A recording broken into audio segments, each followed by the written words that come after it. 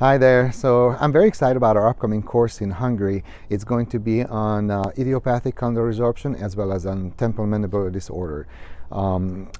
We see more and more patients with temporal mandibular disorders, TMD, or idiopathic condylar resorptions every month. So it's very important that we cover how to diagnose and treatment plan and treat these patients. So in this course, we're going to cover in details how you identify these patients that are potential risk for the idiopathic condylar resorption, how do you treatment plan these patients, what kind of tests you need to order for these patients, how to work with different specialists to diagnose these patients, and what kind of tests you need to order for these patients, as well as what are the different factors that you need to consider in treatment of these patients, because these patients may need multiple different elements of treatment, orthodontics, sometimes they need surgical correction, sometimes we need to work with endocrinologists or different medical doctors for the treatment of these patients.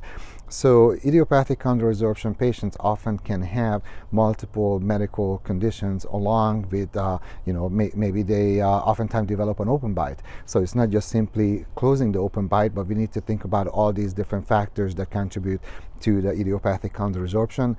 So we're going to cover all that in details. We're going to talk about the diagnostic part, the treatment planning part, and then we're going to talk about how to treat these patients. Now, on the second part, we're also going to talk about temporal mandibular disorder, that is TMD. What is TMD? What kind of patients have TMD? How can we help these patients? Some patients with TMD just have a clicking at their joint. Some patients have a limited opening, and some patients don't have pain, but they have other restrictions in opening and closing and conditions like that. So we're going to talk about in the second part how to identify these patients with temporal mandibular disorder, how to treat them, as well as how to treatment plan them, and what are the things we need to consider when we treat these patients orthodontically.